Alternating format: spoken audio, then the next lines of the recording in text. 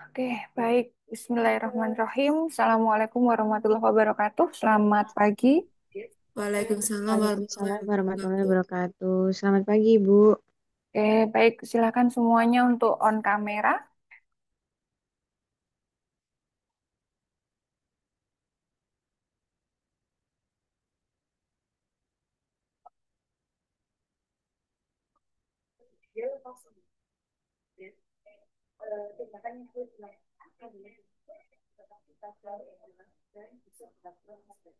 Oke, silakan on kamera. Yang belum saya tunggu.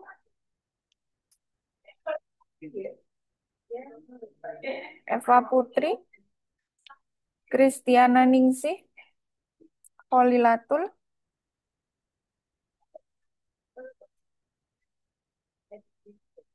Oke, baik. Pembelajaran hari ini, insya Allah selama 2 jam ke depan, mohon fokus, disimak. Kemudian, tadi sudah ke kamar mandi? Sudah ke toilet? Sudah? Sudah, Ibu. Ya, ya. Sudah Ibu. 2 jam ke depan tidak izin ke toilet ya. Saya amati itu kalau saya ngajar luring, nggak pernah ada yang izin ke toilet. Kalaupun ada cuma satu dua ya. Tapi kalau Zoom, kok kayaknya suka berbondong-bondong ke toiletnya. Oke, kita manfaatkan 2 jam ke depan. Insya Allah saya selesaikan apa yang menjadi bahan diskusi yang belum sempat kita diskusikan. Ada 2 topik, nanti absensinya akan saya lakukan di tengah-tengah ya. Kita mulai dulu perkuliahan hari ini. Saya akan share screen.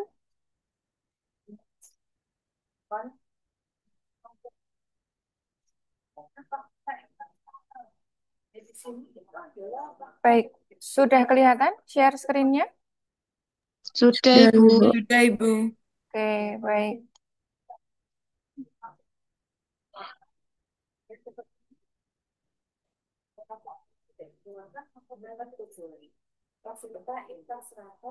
Sebentar.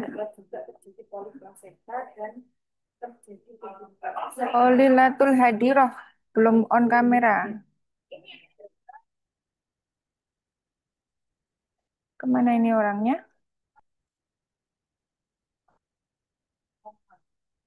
Bentar, Ibu. Ya nggak bisa masih nyambungin ke iPad buat hidup kameranya. Ya, seharusnya kan prepare itu tadi. Kan sudah tahu kuliahnya delapan tiga Bentar, Ibu. puluh. Kalau prepare kan harusnya tadi, bukan sekarang sudah dimulai.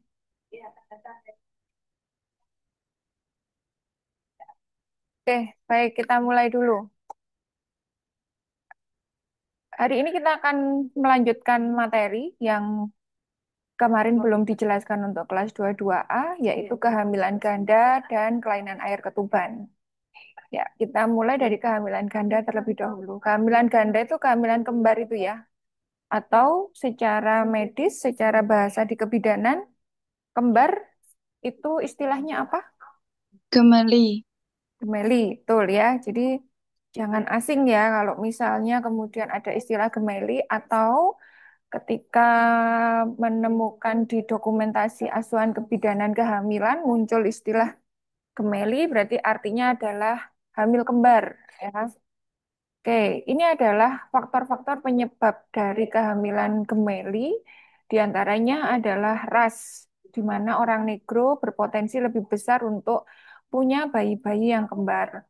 Ras ini juga ada kaitannya dengan genetik, karena memang faktor yang paling besar untuk bisa terjadinya peluang gemeli adalah genetik.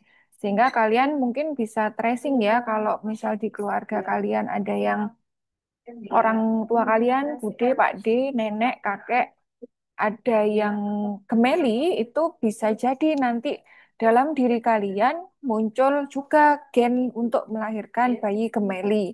Hanya saja yang tidak bisa kita prediksi adalah bayi gemelinya ini mau lahir pada kehamilan yang keberapa. Karena belum tentu pada kehamilan yang pertama itu langsung muncul bakat dari gemelinya. Bisa jadi kehamilan kedua, bisa jadi kehamilan ketiga, dan seterusnya. Sehingga ketika seorang wanita usianya bertambah tua, paritasnya semakin banyak, peluang untuk mendapatkan bayi gemelinya juga akan semakin bertambah, gitu ya. Sebagai contoh misalnya, Ada seorang wanita punya secara genetik gemeli. Orang tuanya gemeli misalnya, sehingga dia punya bakat gen gemeli.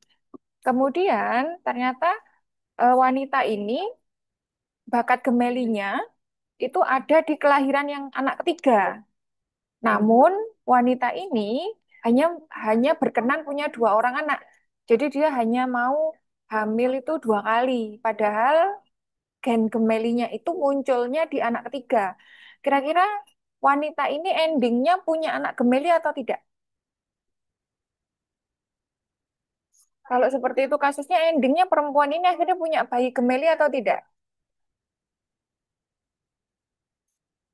Tuh, kok dia ada yang menjawab. Saya ulangi lagi. Ada seorang wanita, dia itu punya bakat kembar, gemeli. Tapi bakat kembarnya itu ada di anak yang ketiga, ada di kelahiran yang ketiga. Tapi perempuan ini memutuskan hanya ingin hamil dua kali. Setelah hamil dua kali, dia nggak mau hamil lagi. Kira-kira endingnya dia punya bayi gemeli atau tidak? Ya, Ibu. Tidak, Ibu. Tidak. Endingnya tidak punya bayi gemeli karena dia memutuskan hanya ingin punya dua anak. Sehingga kadang-kadang gemeli itu belum tentu tampak. Contohnya seperti yang Bu Dini sampaikan tadi. Ya, tapi bakat gemeli itu tetap ada. Sehingga si perempuan ini ketika nanti dia punya anak, ya bakat gemelinya tetap diturunkan kepada anaknya. Ya, jadi belum tentu bakat gemeli itu muncul bergantung dari bakat gemeli itu muncul di anak yang keberapa. Dan itu yang nggak bisa kita prediksi. Bisa muncul di anak pertama, anak kedua, anak ketiga, dan seterusnya. Sehingga memang di sini salah satu faktor penyebabnya adalah semakin eh, besar paritas dari seorang perempuan, semakin banyak anaknya, biasanya akan muncul faktor dari gemelinya tadi. Oke, ini adalah jenis-jenis dari kehamilan gemeli. Ada yang monozigot, ya, kemudian nanti ada yang dizigot. Untuk yang monozigot, ini biasanya sifatnya adalah identik, homolog, biasanya jenis kelaminnya sama, memiliki dua selaput amnion, dua korion, dan dua plasenta. Ada juga yang satu plasenta, satu korion, dan satu sampai dua amnion. Kejadiannya akan lebih besar yang di bawah 2/3 kasus. Biasanya plasentanya satu, kemudian selaput ketubannya satu, air ketubannya bisa satu atau dua. Dalam kondisi seperti ini biasanya jenis kelaminnya sama, gitu. Kalau di zigotik, ini jenis kelaminnya biasanya berbeda. Ada dua plasenta, dua korion, dan dua amnion. Jadi dia terpisah. Secara gambar kayak gini. Jadi hari-harinya ada dua, selaput ketubannya ada dua. Ya, ini biasanya jenis kelaminnya adalah berbeda. Satu laki, satu perempuan. Tapi kalau yang ini, nah ini bisa dilihat ya. Ini hari-harinya satu. Hari-harinya satu, selaput ketubannya bisa jadi dua, ya. Ini yang kemudian jenis kelaminnya nanti biasanya adalah sama. Kalian pernah menjumpai ya, kembar kemudian jenis kelaminnya sama. Kembar kemudian jenis kelaminnya ada yang berbeda. Pernah ya jumpa yang kayak gitu ya, nggak selalu jenis kelaminnya harus sama. Oke, ini adalah penampakan secara USG. Jadi kalau di USG akan terlihat dua kantong kehamilan yang barangkali bisa saja ukurannya berbeda. Satu akan menjadi lebih besar, satunya lebih kecil. Nah, kemudian pada foto rongsen seperti ini juga nampak untuk tahu ya. Biasanya foto rongsen ini dibutuhkan ketika bayinya itu kembarnya adalah kembar siam, kembar yang ada perlekatan untuk melihat apakah organ-organ yang terbentuk di dalamnya ini ada dua semua, sehingga memungkinkan untuk bayinya ini dipisah. Kita bisa bayangkan kalau misalnya terjadi kembar siam seperti ini, namun organ-organnya ternyata cuma satu, misalnya betul kepalanya dua, kakinya empat ya, ada dua dua pasang masing-masing. Kemudian ternyata jantungnya cuma satu misalnya ya. Kemudian eh, paru-parunya juga hanya sepasang misalnya. Nah, itu kan tidak memungkinkan untuk kemudian dilakukan pemisahan. Itu bisa saja terjadi. Jadi foto rongsen yang seperti ini biasanya dilakukan pada bayi kembar yang dia siam atau ada perlekatan untuk melihat apakah organ-organnya itu ada dua, sehingga dia bisa untuk dipisahkan, atau organ-organnya jangan-jangan cuma satu, yang kemudian tidak memungkinkan bayi ini untuk dipisahkan. Begitu. Oke, baik. Terkait dengan pertumbuhan janin, berat badan pada janin kembar itu selalu lebih kecil daripada janin yang tunggal, sehingga dia akan terjadi partes prematurus. Berat badan di antara kedua janin ini biasanya tidak sama. Ya, ya kayak gini kan kelihatan ya, bayinya ada yang satunya lebih besar, satunya lebih kecil. Ini nanti kalau berkembang semakin besar, biasanya pada saat kelahiran memang bayinya lahir dengan berat badan yang tidak sama. Satunya lebih besar, satunya lebih kecil. Oke, kemudian saya ingin menjelaskan terkait berat badan janin. Jadi, kapasitas uterus, rahim dari seorang perempuan itu relatif sama, sekitar 4 kiloan. Ya, rahim rahim seorang perempuan itu bisa menampung janin dengan berat total itu adalah sekitar 4 kiloan. Jadi, kalau janinnya cuma satu atau janinnya tunggal, dia akan bisa berkembang dengan berat badan 3,5 sampai 4 kilo itu masih bisa. Tapi ketika bayinya itu kembar, gemeli, perempuan tidak akan bisa menampung rahimnya itu misalnya 3 kiloan ya, 3 kilo kali dua, jadi totalnya 6 kilo, nggak bisa seperti itu. Jadi kapasitasnya adalah masih tetap di sekitar 4 kilo, 4 kilo atau 4,5 kilo ya, sehingga kapasitas itu yang harus dibagi pada dua janin. Kalau sekitar 4 kiloan, berarti kalau dibagi dua, satu janinnya berkisar berapa beratnya? Kalau totalnya sekitar 4 kilo, satu janin berarti sekitar berapa beratnya? 2 kiloan, Ibu. Ya, sekitar 2 kiloan. Ya, itu kalau kalian amati pasti seperti itu. Nah, janin selama dia itu ada di dalam rahim, kemudian beratnya itu baru 2 kilo, biasanya kan belum belum aterem, ya kan? Bayi dengan berat 2 kilo itu kan biasanya ada di kehamilan 8 bulan ya, 8 kali 4 sekitar 36, 37 minggu, sekitar segitu ya. Bayi itu beratnya 2 kiloan, tapi rahim itu kan hanya bisa menampung sekitar 4 sampai 4,5 kilo, tidak bisa lebih. Sehingga ketika berat badannya sudah maksimal di 2 kiloan tadi, dia akan muncul tanda-tanda persalinan karena rahimnya juga sudah meregang di kapasitas maksimal. Sehingga disitulah kemudian terjadi partes prematurus, tidak sampai aterem karena memang kapasitasnya uterus sudah maksimal di kisaran berat badan 2 kiloan tadi. Gitu ya. Jadi itu kaitannya bagaimana berat badannya itu kecil dan kemudian bisa terjadi partus prematurus gitu ya. Oke, pada janin yang monozigotik dapat terjadi akardiakus dan sindrom transfusi fetal. Monozigotik adalah yang tadi ya, yang identik ya, yang plasentanya cuma satu, yang jenis kelaminnya biasanya sama. Itu ya, janin monozigotik. Biasanya bisa terjadi yang namanya akardiakus dan sindrom transfusi fetal. Oke, yang seperti ini ya, yang uterusnya, bukan uterus, plasenta. Plasentanya Mata. cuma satu. Kemudian kalau tali pusat pasti dua ya. Tali pusatnya dua, ini selaput amnionnya ada dua, biasanya jenis kelaminnya sama, yang ini monozigotik ya. Nah, ini biasanya bisa terjadi twin to twin transfusion syndrome. Saya lihat, nah ini gambarnya ya. Jadi biasanya kalau terjadi kelainan yang namanya akardia ini, Bagi.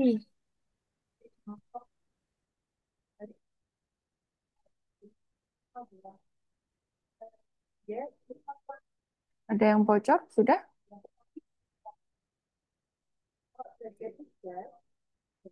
Sebentar. Oke. Saya ulangi lagi.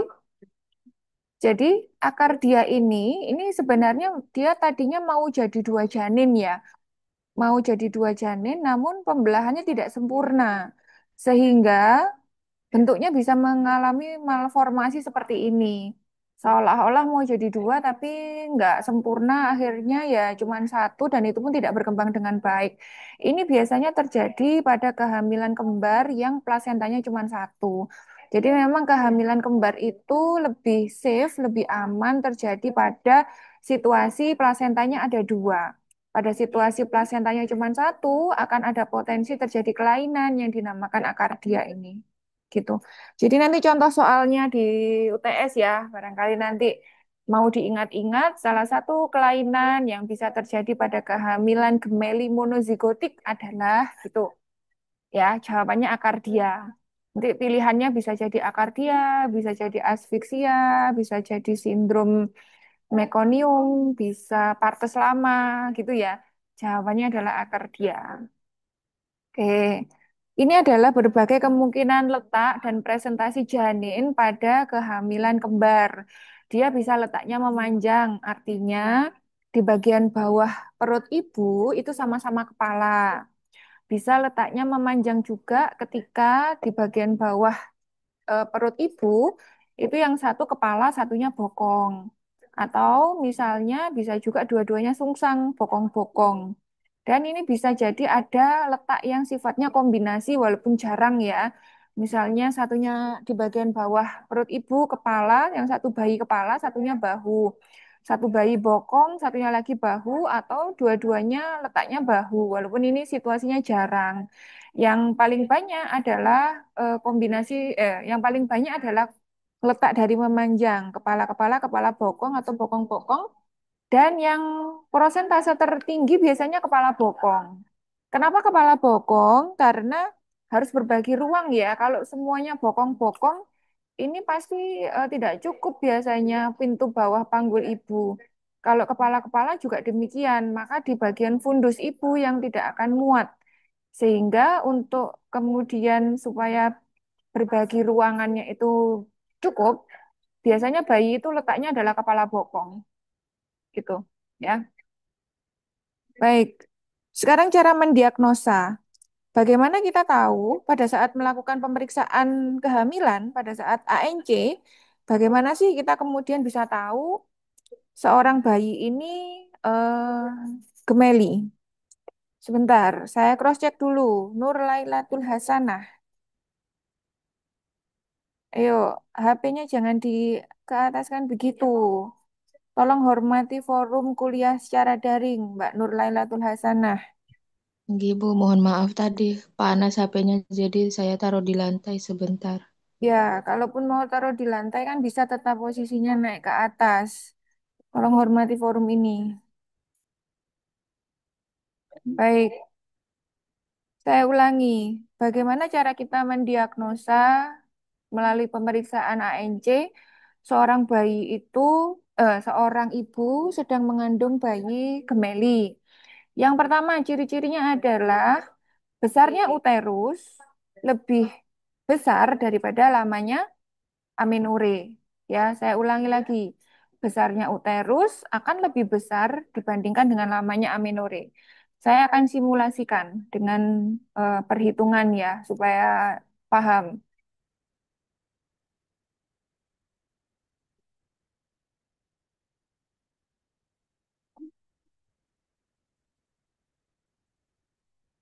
Oke, jadi rumusnya kan besarnya uterus lebih besar daripada lamanya amenore.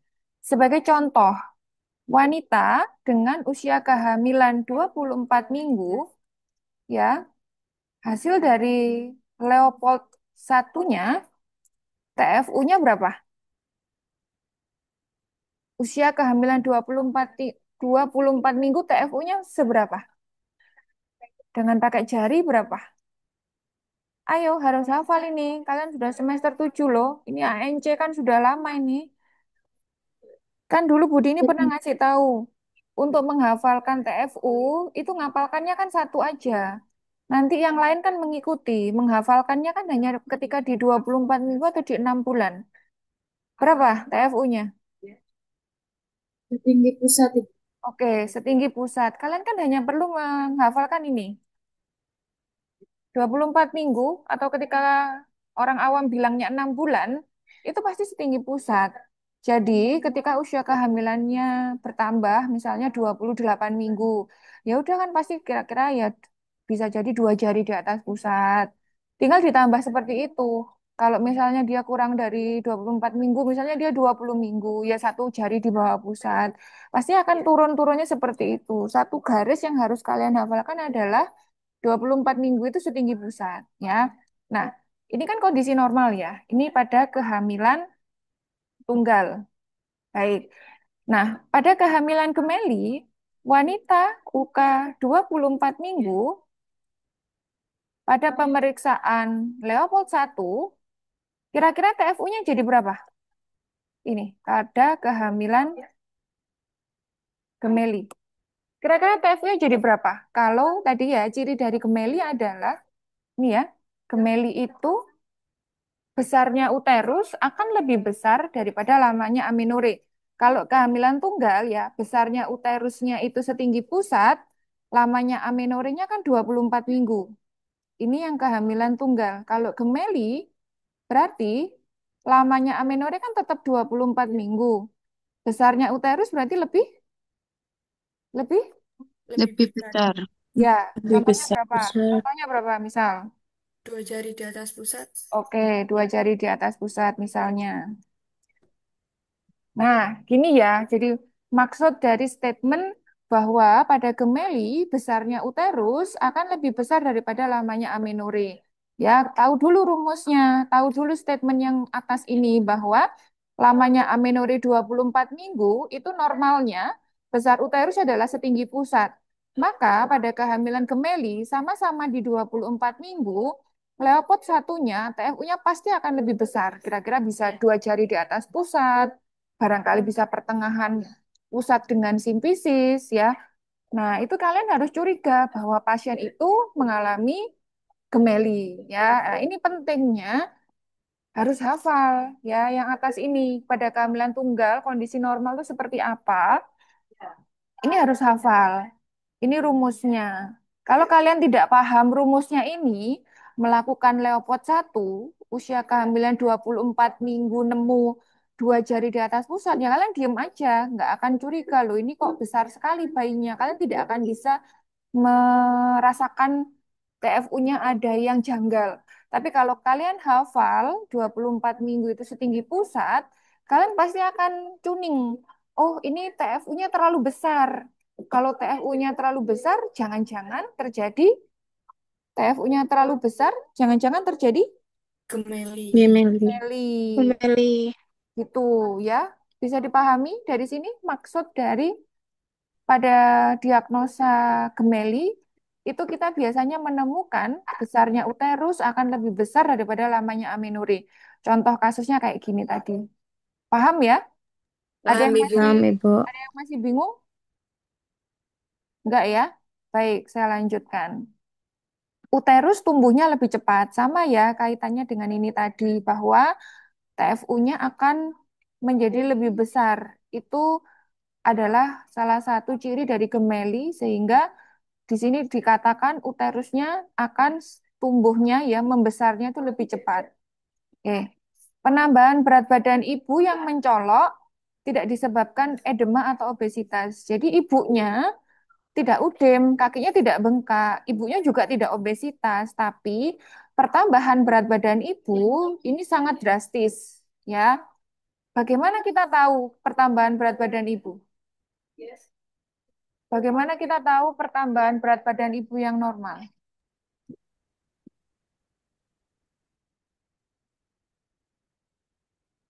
Tambahan berat badan bumil normal.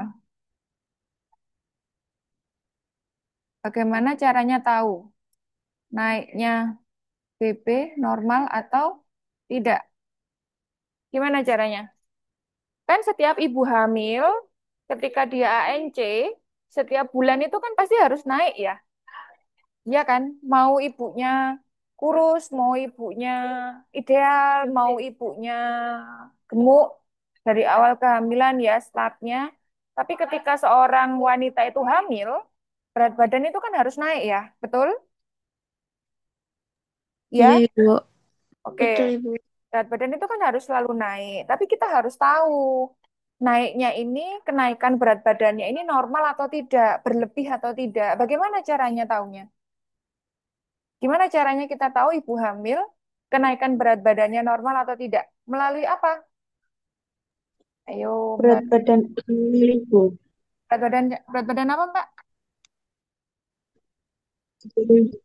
Berat badan awal sebelum hamil. Berat badan awal sebelum hamil. Misalnya, BB awalnya 60 kilo, misal ya, 60 kilo. Kemudian saat ini usia kehamilannya katakan 24 minggu deh ya. Berat badannya ibu ini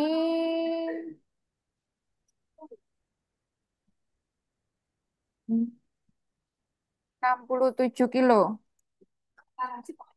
Normal atau tidak?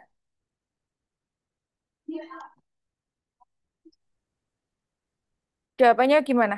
Misal kalau tadi statementnya kita harus lihat dulu Bu dari berat badan awal. Ini berat badan awal ibu ketika dia baru nikah ya, belum hamil, 60 kilo. Saat ini ibu hamil usia kehamilan 24 minggu. Beratnya 67 kilo. Ini normal atau tidak? Gimana jawabannya?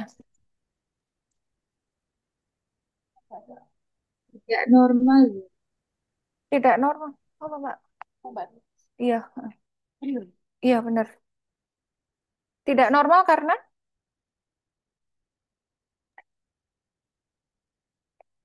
tidak normalnya karena Karena naiknya 7 kilo. Dari mana kenaikan 7 kilo ini tahu nggak normal?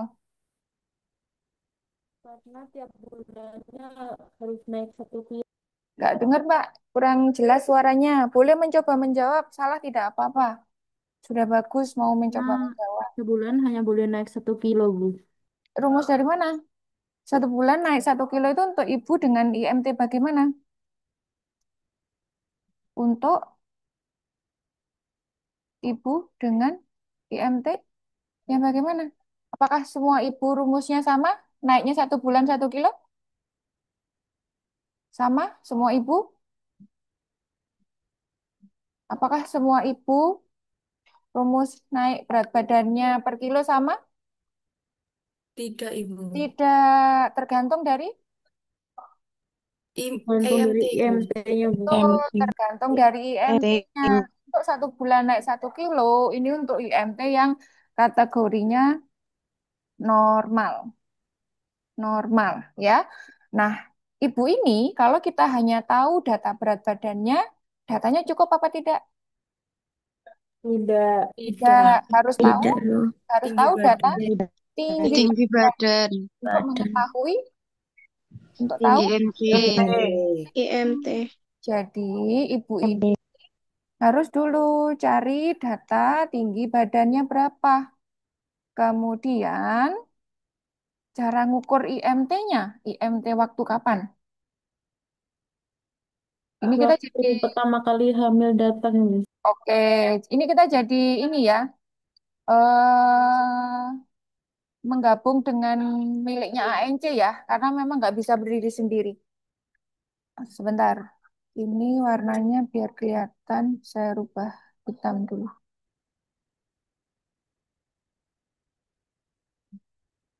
Mana hitamnya? Oh ini. Nah, ini. Oke, bagaimana cara tahunya berat badannya normal atau tidak? Contoh kasusnya, ini contoh ya. BB awal 60 kilo, kita harus tahu data tinggi badannya. Saat ini UK 24 minggu, BB-nya 67. Kita harus tahu ya, hitung IMT pada saat ibunya K1. K1 artinya Kunjungan pertama. oh, Bulan pertama. kunjungan pertama pada saat ANC-nya ya. K1 ANC. Hitung IMT pada saat K1 ANC. Dari data berat badan dan tinggi badan. Rumusnya IMT apa? BB Badan dalam TB kilo dikali TB dalam dibagi meter, TB lalu dalam meter KG kuadrat. dibagi TB, hasil dari perkaliannya TB. Oke, salah satu Mbak Cici. Rumus IMT adalah Tinggi badan kali tinggi badan dalam meter, lalu hasilnya hasilnya dibagikan ke KG, berat badannya. gini toh, berat badan dalam kilogram dibagi tinggi badan dalam satuan apa tinggi badannya? Meter, Bu. Tinggi badan kali tinggi badan dalam meter. Ini ya. Oke. Kemudian kalau sudah ketemu IMT, ya, plottingkan IMT pada tabel target kenaikan berat badan bumil.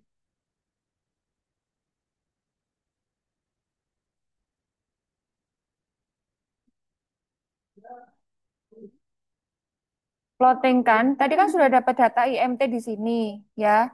Kemudian IMT ibu itu harus diplottingkan pada tabel target kenaikan berat badan ibu hamil. Sebentar, saya coba carikan ya di Google. Boleh teman-teman sambil cari, namanya itu target kenaikan berat badan ibu hamil berdasarkan IMT-nya. Keywordnya seperti itu. Sebentar ya.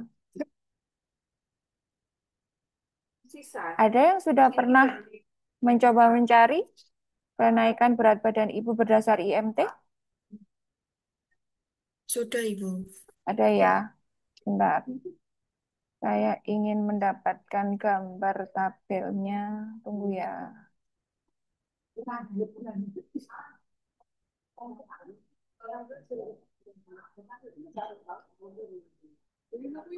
Oke.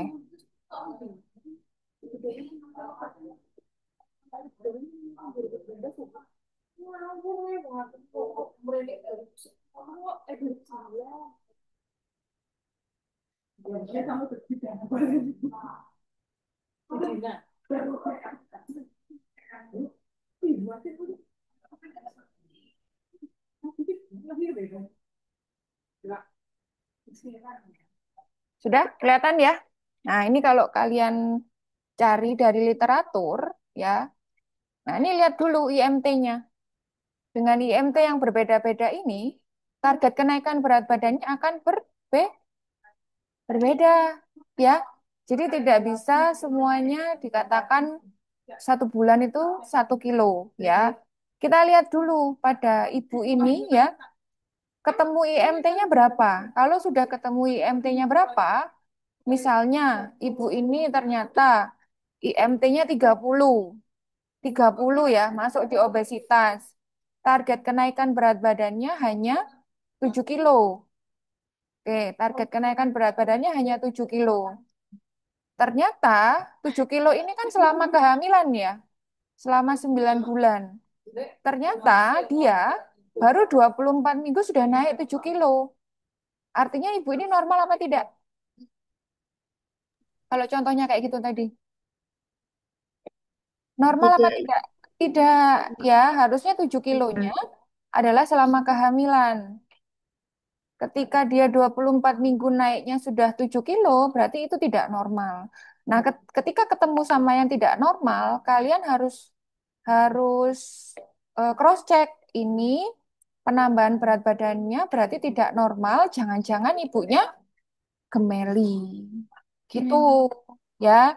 Jadi untuk tahu bagaimana caranya tahu naiknya berat badan normal atau tidak adalah dengan mengetahui IMT ibu. Kalau sudah tahu IMT-nya pada saat K1 dilihat peningkatan berat badannya, kemudian dicocokkan peningkatan berat badannya normal atau tidak. Kalau tidak normal, kita harus curiga ibunya mengalami gemeli. Gitu ya. Paham ya? Paham, Ibu. Paham ya. Kalau tidak paham, boleh bertanya atau minta diulangi. Jadi cara memahaminya begitu. Penambahan berat badan ibu yang mencolok tidak disebabkan karena UDEM atau obesitas. Jadi ini tadi, situasi perhitungan ini tadi tidak berlaku kalau ibunya adalah UDEM. Kalau kakinya bengkak, rumus ini tadi tidak berlaku ya. Bentar. Oke. Baik. Oke. Kemudian ada yang angkat tangan, Mbak Cantika? Kenapa Mbak Cantika? Ibu izin bertanya kalau kan tadi ibunya obesitas, berarti Hmm. walaupun ibunya obesitas sudah pasti kalau eh, tidak normal atau lebih berat badannya itu pasti gemel ibu. Ya, obesitasnya ini adalah obesitas sebelum hamil ya, yang dimaksud di sini. Bukan obesitas ketika sudah diploting di sini. Obesitasnya adalah kalau misal ketemu dengan yang obesitas sebelum hamil. Kalau ibunya pada saat sebelum hamil ini ya, sebelum K1 pada saat di awal 60 kilo ini ya, ibunya itu obesitas, maka rumus yang di bawahnya nggak berlaku. Tapi kan kita sekarang menghitungnya adalah yang tadi ketemunya obesitas itu kan pada saat sudah K1. Jadi masih bisa menggunakan teknik ini tadi. Yang tidak bisa adalah ketika obesitasnya itu ditemukan memang dari sebelum hamil ibunya sudah obesitas, maka nggak bisa memakai cara ini tadi. Bisa dipahami? Nggak bisa ibu. Terima Oke. kasih. Ya, ada yang mau tanya lagi? Silahkan. Jelas ya? Oke, saya lanjutkan. Ini tadi, ini. Sekarang di poin nomor 4 ya. Kecurigaan terhadap bayi kembar itu juga bisa terjadi ketika kita merasakan banyak bagian kecil yang teraba. Banyak bagian kecil yang teraba ini kita melakukan leopard berapa pada saat ANC? Kita mengidentifikasi bagian kecil itu bisa teraba pada saat leopard berapa? Ayo, leopard berapa? Dua ibu. Leopard berapa? 2. Dua, betul ya. Ayo, di-remind lagi. Leopard satu untuk mendeteksi apa? Mencari apa? Bagian teratas jadi itu apa? Bella Amelia. Leopard satu untuk apa? Untuk bagian atas janin itu ibu untuk mengetahui Oh, apakah itu. kepala atau bokong. Tapi Dan kalimatnya bukan bagian atas janin. Bagian atasnya siapa? ibu Ya, bagian atasnya ibu. Dan dan untuk mengetahui ukuran TFU ibu. nah, bagian atas TFU terus apa lagi? Gandengannya bagian atas berarti apa? Bagian terbawah. Oh, bagian terbawah nanti dicocokkan dengan leopard berapa berarti itu? Bagian terbawah ada juga di leopard berapa? Level 3 ibu. Ya, Tiga. oke. Berarti cross check ya. Leopard satu adalah untuk mengetahui sebenarnya istilahnya bukan bagian teratas dari ibu, tapi apa yang ada di fun. Terus Atas itu nama Putus. istilah medisnya apa? Fundus. Pondus. terus Terus. Fundus ya. Jadi dibetulkan ya, jangan bilang bagian teratas. Sebenarnya yang ada istilah kayak gitu itu cuman bawah, bagian terbawah, bagian teratas itu nggak ada. Namanya fundus istilahnya ya. Jadi leopard satu adalah untuk mengetahui apa yang ada di fundus dan berapa tinggi dari fundus itu. Gitu ya. Tahu apa yang ada di fundus dan tahu berapa dari tinggi fundus uterus. Leopard 2 untuk apa? Leopard 2 tujuannya untuk mengetahui apa?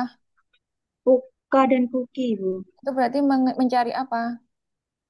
punggung. Punggung. Punggung. Gandengannya punggung adalah berarti kalau tahu punggung harus tahu bagian Bagian terkecil seperti bagian tangan, Kecil. bukan bagian terkecil, bagian kecil. bagian kecil. Kamu kalau mau lihat bagian terkecil ujungnya hidung itu bagian terkecil, bagian kecil tuh ya tangan, kaki itu bagian kecil. Nggak usah dikasih ya. Bagian kecil. Oke, jadi itu adalah gandengannya sama nyari punggung adalah nyari bagian kecil sehingga ketika kita menemukan bagian kecilnya kok banyak banget gitu ya. Harusnya kan kita misalnya bisa meraba tangan pun kan nggak dua tangan ya. Karena tangan bayi kalau misalnya dia di depan dadanya yang teraba biasanya satu gitu ya. Ini kok banyak banget. Misalnya kaki juga gitu. Kok banyak banget yang teraba itu kita harus curiga terjadi gemeli di leopard 2. Itu ya. Oke, dilanjutkan leopard 3 untuk nyari apa? Menentukan apa yang terdapat di bagian bawah Bawah. Mm-mm. Dan kemudian kalau sudah tahu dan bagian bawah dan Apakah Sudah masuk apa Masuk belum PAP. ke PAP, Ibu? sudah masuk PAP atau belum? Kalau misalnya belum masuk PAP, melakukan leopard 4 apa tidak? Tidak, Ibu. Tidak, Ibu. Tidak. Oke, kalau sudah masuk PAP, berarti melakukan Kan leopard 4. Melakukan leopard 4. Berarti leopard 4 tujuannya adalah untuk mencari Seberapa Menentukan apa yang jauh? menjadi bagian bawah, Ibu. loh, apa yang Seberapa ada di jauh bagian bawah tadi leopard PAP? berapa? Loh, seberapa jauh berapa jauh sudah masuk masuk PAP? PAP? Betul, seberapa jauh masuk PAP. Jangan keliru ya, Leopard 4 itu banyak sekali yang masih bilang kalau buat nyari bagian bawah bayi. Bagian bawah bayi. Bagian bawah dari ibu. Apa yang ada di bagian bawah dari rahim ibu. Bagian bawah itu di Leopard berapa tadi? 3. 3. Leopard 4 adalah untuk seberapa? Jauh Seberapa masuk Seberapa PAP. jauh masuk Seberapa jauh PAP? ke kepala PAP? masuk PAP. Sehingga ketika letak sungsang, kita melakukan leopard 4 apa tidak? Tidak, Ibu. Tidak. Tidak, karena itu hanya berlaku untuk ketika letaknya Normal. kepala, bukan normal. Kepala. Kepala. Masih sungsang itu ya normal. Ya, ya normal itu. Tapi jangan bilang begitu. Tapi letak kepala atau letak sungsang. Gitu ya. Baik. Ya, Jadi poin keempat adalah mendeteksi bagian kecil teraba banyak. Kita harus curiga bayinya adalah gemeli. Oke, ini nomor 5. Teraba 3 bagian besar janin. Atau teraba 2 balot temen.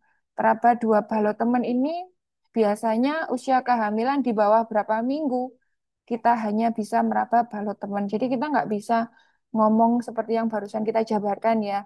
Dari Leopard 1 ke Leopard 4 itu tidak semua usia kehamilan bisa terdefinisi seperti itu. Kita bisa saja menemukan yang kita raba itu baru berupa balot temen, yaitu ketika usia kehamilan di bawah berapa? Balot temen itu biasanya usia kehamilannya masih berapa? Kalian tahu namanya balot temen itu apa? Balot temen itu yang kayak gimana? Kalau diraba itu terasa apa? Balot temen. Loh, iki mata kuliah ANC guys. Harusnya sudah lulus ANC ini. Kalian nggak bisa loh paham dadar kalau nggak paham yang visiol-visiol. Ayo, balot temen itu kalau kalau diraba kerasanya apa? Masuk 37 mahasiswa nggak ada yang bisa jawab. Ayo, balot temen kalau diraba itu kerasanya apa? Loh, karena sih jawab. Tadi kan kalau kita melakukan Leopard 1 sampai Leopard 4, kita itu kan bisa dengan jelas ya mendefinisikan, oh ini bokong, ini kepala, ini punggung, ini bagian kecil, oh ini masuk PAP. Itu adalah definisi yang begitu jelas. Ketika usia kehamilan itu memang sudah mendekati aterm, kita pakai Leopard 1 sampai dengan Leopard 4. Tapi ada kalanya kita tuh hanya bisa meraba balut temen. Balut temen itu Balut temen tuh kalau dipegang pakai tangan tuh apa sih kerasanya? Masa nggak ada yang pernah? Kalian sudah fill lab beberapa semester, sudah target ANC, masa nggak ada balut temen? Ayo, balut temen apa? Salah nggak apa-apa. Kayak terasa itu Bu, kalau dipegang dia kayak bergerak pantul-mantul gitu. Bergerak mantul-mantul. Kurang tepat. Diperbaiki lagi. Pada saat teraba balut temen, apakah kita bisa membedakan mana kepala, mana kaki? Salah. Mana kepala, mana bokong? Apakah bisa? Tidak. Tidak. Tidak bisa.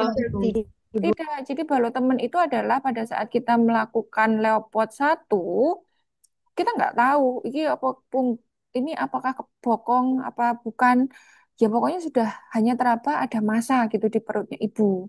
Tapi ada DJJ gitu. Nah, itu biasanya di usia kehamilan sampai berapa minggu? Sampai berapa? Balok temen 16. ngawur. Berapa? Sampai 20. 20. minggu. Biasanya masih seperti itu. Jadi, kalau kamu bikin swab ANC normal, usia kehamilan ibu 20 minggu, terus kamu bilang kamu ada data Leopard 1, bokong di fundus, Leopard 2 puki, Leopard 3-nya letak kepala, tapi belum masuk PAP. Kira-kira itu datanya fiktif apa beneran? Kira-kira datanya bener apa enggak itu? Bohong. Pasti kelihatan bohongnya. Nggak mungkin. 20 minggu itu biasanya masih balut temennya. Itu kita harus paham ya. Bagaimana, kapan itu kita Leopard 1 sampai 4 itu bisa dapat data yang akurat lengkap ya. Kayak yang tadi secara teori. Kapan sebenarnya ya memang masih teraba balut temen. Nah, ketika kita datanya itu masih balut temen, pada kehamilan gemeli itu akan ada dua balut temen yang bisa kita raba. Gitu ya. Jadi ketika menjumpai usia kehamilannya masih di bawah 24 minggu, kemungkinan kita akan hanya punya data balotemen, tapi balotemennya dua. Tapi kalau itu sudah memang mendekati aterem, sudah 28 minggu, 30 minggu, baru yang tadi ada bagian banyak banyak bagian kecil, bagian besarnya janin juga teraba ada banyak. Itu ketika usia kehamilannya memang sudah lebih tua. Gitu ya. Jadi keenam dari cara mendiagnosis gemeli ini juga akan bergantung pada berapa usia kehamilannya ketika datang ANJ ke kita. Gitu. Baik, dari sini bisa dipahami. Ada yang mau ditanyakan? Silahkan. Paham ya? Paham Ibu. Um, ini Paham, orat-oratannya, Ibu. orat-oratan saya tadi mau di-delete apa dibiarkan di sini? Dibiarkan Kan saja. saya Biarkan Gak saja usah Kan Ibu. ya, ini kan tadi orat-oratan ya. Tapi biar kalian ingat aja ya, biar di situ ya. Ibu. Ibu. Selanjutnya, tadi kita belajar diagnosa. Ini sekarang ada yang namanya diagnosa pasti. Jadi, kalau begitu, kira-kira diagnosa yang kita pelajari ini tadi, 6 item ini tadi, sifatnya pasti apa enggak? Sifatnya berarti ini tadi pasti apa enggak? Enggak Ibu, belum. Belum ya. Ada yang namanya diagnosis, ada yang namanya diagnosa pasti. Levelnya pasti akan lebih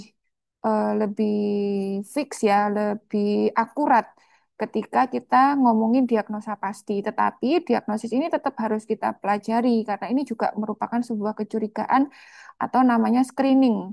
Ya, bidan itu boleh curiga, tapi tidak boleh buru-buru mendiagnosa. Kecurigaan kita itu pakai teori diagnosis, tapi pada saat menentukan menegakkan diagnosa, pakailah diagnosa pasti. Kalau kalian ragu-ragu, jangan buru-buru menegakkan diagnosa pastinya gitu.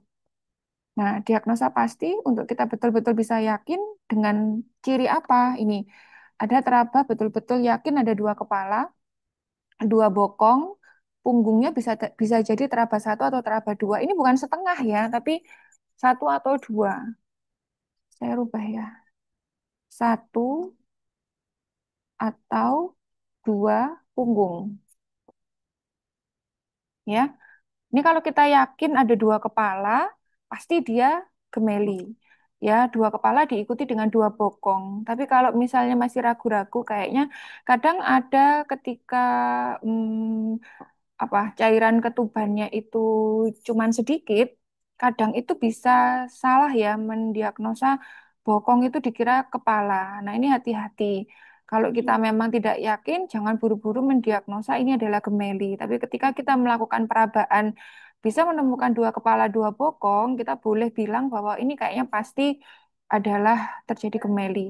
Kemudian terdengar dua DJJ yang berjauhan dengan perbedaan paling sedikit 10. Nah, ini ngitung lagi ya. Coba ya pakai contoh soal ya.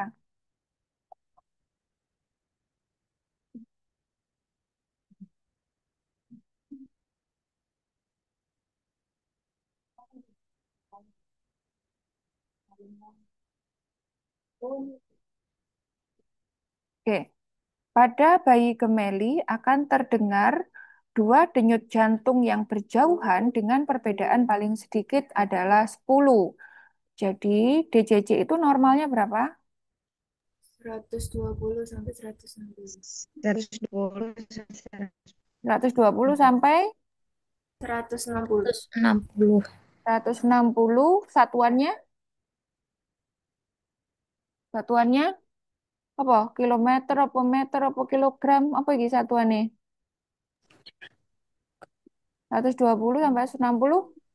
Kali per menit, Bu. Ya, kali per menit. Ini loh. Gini kan. DCC itu kan normalnya 120 sampai 160 kali per menit. Kalau misalnya kita mendengarkan DCC yang satu itu berapa misalnya? 140 kali per menit. Ya, misal ini di punggung,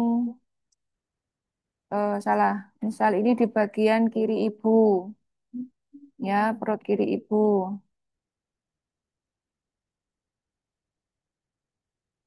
Maka DCC 2 itu setidaknya harus berapa kali per menit dan letaknya berjauhan. Misalnya perut kanan ibu.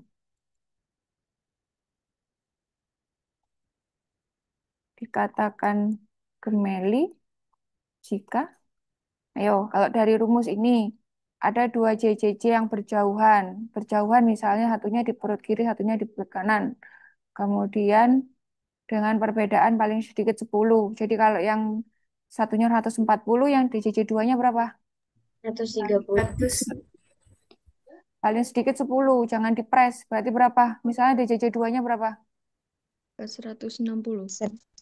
Ya, ya kali 60 mendekati kawat janin itu. Berapa wis? 155 misalnya. Atau 100 berapa? 25. Gini ya, 125 ke 40 ini selisihnya berapa? 15. Selisihnya 15. Lebih dari 10. Nah, ini baru dikatakan gemeli. Ya, ini baru dikatakan gemeli. Misal contohnya, kalau DJJ yang satu 130, DJJ yang kedua 135. Ini kira-kira gemeli apa bukan? Kalau seperti itu, 130 sama 135. Bukan, Ibu. Bukan, Ibu. Bukan, Kan Ibu. Ibu. Hati-hati, Bukan. biasanya bukan. Apalagi ketika letaknya sama-sama di perut kiri ibu. Hanya hanya atas kiri atas sama kiri bawah, misalnya sama-sama di kiri gitu ya. Nah, itu kita hati-hati.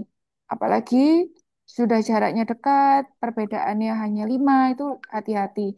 Dikatakan misalnya gemeli, biasanya adalah situasinya seperti ini.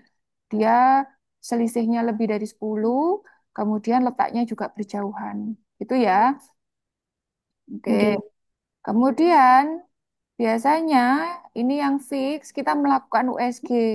Kalau misalnya kita mendiagnosa, bukan mendiagnosa, melakukan pemeriksaan, tapi ragu-ragu, ini kayaknya dua kepala, tapi saya ragu-ragu, silakan boleh teman-teman itu menganjurkan ibu untuk melakukan USG atau juga rongsen foto abdomen. Sehingga kita akan betul-betul yakin, biasanya kalau dengan USG akan terlihat dua kantong kehamilan, akan betul-betul terlihat dua kepala. Silahkan setelah itu bisa ditegakkan diagnosanya gemeli. Jadi memang diagnosa pasti yang lebih disarankan adalah yang di poin ketiga dengan melakukan USG. Oke, sekarang diagnosa diferensial. Ada diagnosa pasti, ada diagnosa diferensial. Kalau yang diagnosa tadi adalah untuk men-screening ya, kecurigaan. Diagnosa pasti adalah untuk memastikan. Kalau diagnosa diferensial artinya adalah suatu kondisi yang mirip, tapi dia enggak salah gitu ya. Diferensial untuk membedakan. Different itu artinya berbeda. Suatu kondisi ya yang berbeda, tapi mirip-mirip. Contohnya gimana? Hidramnion. Hidramnion adalah kondisi ketuban yang bagaimana? Hidramnion, polihidramnion adalah kondisi ketuban yang saya tambahkan. Polihidramnion, Sedikit, Ibu. poli. Banyak. Banyak, Lebih, Ibu. Ibu. Oke. Polihidramnion adalah kondisi di mana air ketuban itu banyak. Ya. Nah, coba kita bayangkan, misalnya ada seorang ibu hamil, janinnya itu sebenarnya cuma satu, tapi air ketubannya itu banyak banget. Air ketubannya itu berlebih. Kira-kira TFU-nya lebih tinggi nggak? TFU-nya mana tadi TFU? Nah, ini 24 minggu TFU-nya 2 jari di atas pusat. Kira-kira kalau ibu itu hamilnya tunggal, tapi ketubannya itu banyak banget, TFU-nya bakalan naik juga nggak? Iya, Ibu. Naik ya, sama-sama ya. Jadi hati-hati dengan kondisi jangan-jangan ibunya adalah polihidramnion, bukan gemeli. Karena pada polihidramnion, TFU ibu juga lebih tinggi daripada periode amenorenya. Ini namanya diagnosa diferensial. Atau bisa juga kehamilan dengan miom atau kista ovari. Jadi kehamilan yang berdampingan dengan ada miom atau kista. Jadi miom atau kista itu terabanya kan mirip seperti halo temen ya. Ini teraba mirip seperti balot temen. Nih, kalau yang polihidramnion ini TFU lebih besar dari periode amenore. Nah, ini kan sama-sama ya. Tadi katanya kalau TFU-nya lebih besar dari periode amenore itu gemeli. Terus tadi katanya kalau balot temennya itu ada dua, itu juga gemeli. Tapi ternyata kita harus hati-hati ketika TFU-nya hanya data TFU saja yang lebih besar dari periode aminore, ini bisa jadi dia polihidramnion. Makanya kondisi TFU dengan kondisi balotemen ini menjadi diagnosa yang diagnosa saja, bukan diagnosa pasti. Untuk memastikan kita harus pakai yang namanya USG. Jadi hati-hati ya, walaupun kita itu di Leopard 1 ketemu TFU yang lebih besar daripada periode aminore, kemudian juga bisa mendeteksi ada dua balotemen, bisa jadi balotemen yang satunya adalah miom, bukan bukan gemeli, bukan hamil eh, kembar. Sehingga untuk memastikan, teman-teman boleh menyarankan ibunya untuk dilakukan USG, untuk betul-betul dilakukan pencitraan apakah bayinya itu kembar, ada dua gitu. Itu adalah memahami dari yang dimaksud diagnosa diferensial. Bisa dipahami dari sini? Paham? Bingung? Paham nggak? Oke, Ibu. Bisa ya? Oke, kita lanjutkan. Sekarang komplikasi. Komplikasi artinya resiko ya. Resiko yang bisa terjadi pada ibu maupun bayi jika kondisinya adalah gemeli. Pada ibu itu bisa memicu kondisi anemia karena memang otomatis suplai darah ibu untuk bayinya ini akan double. Ketika bayinya tunggal saja, itu ibu juga beresiko anemia, terlebih lagi jika kehamilan ini adalah kehamilan ganda. Kemudian juga bisa memicu terjadinya hipertensi, partes prematurus tadi ya terkait dengan kapasitas dari uterus bisa memicu partes prematurus atau nia uterus. Atau nia uterus adalah kondisi ketika uterusnya bagaimana? Zuhairotil Anisa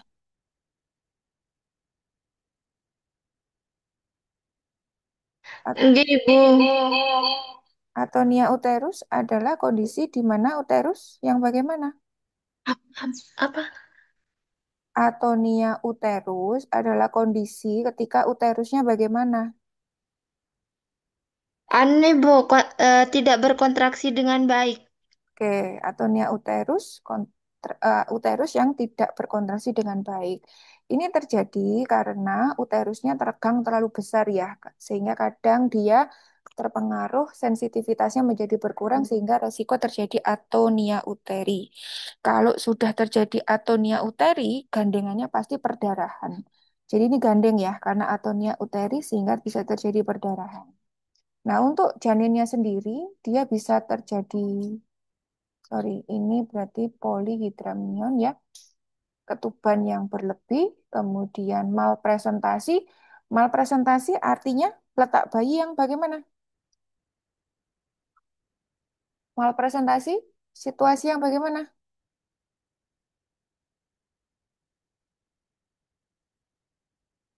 Ayo, silakan ada yang bisa jawab. Malpresentasi artinya Posisi yang tidak benar, Bu. kurang keras, Mbak. Gimana? Posisi yang tidak Yang benar. langsung Oh, Posisi yang tidak apa? Diulangi. Malpresentasi adalah posisi yang bagaimana? Posisi yang pertama kali memasuki jalan lahir itu bukan kepala, Ibu. Oke. Intinya malpresentasi itu terjadi kelainan dari posisi ya. Kenapa kok dia bisa terjadi malpresentasi? Karena dia harus berbagi apa? Berbagi? wow. Oke, berbagi ruang. Yang ini tadi loh. Mana tadi ya?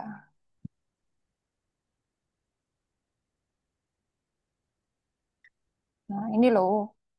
Ini loh, kepala bokong atau dia bokong-bokong. Ini namanya malpresentasi. Ya, kalau yang normal kan dia harusnya letaknya adalah kepala. Presentasinya juga belakang kepala. Letaknya letak kepala, presentasinya belakang kepala. Tapi pada kehamilan kembar, gemeli, itu enggak, biasanya tidak seperti itu. Karena itu adalah upaya dari bayi untuk menyesuaikan dengan luas dari rahim ibu. Karena luas dari rahim ibu itu terbatas, yaitu di berapa tadi kapasitasnya? Berapa tadi? Sekitar 4,5 kilo ya. Sehingga karena penyesuaian itulah bisa terjadi yang namanya malpresentasi. Itu. Kemudian bisa terjadi yang namanya plasenta previa. Apa itu plasenta previa? Plasenta yang menutupi jalan lahir, Ibu.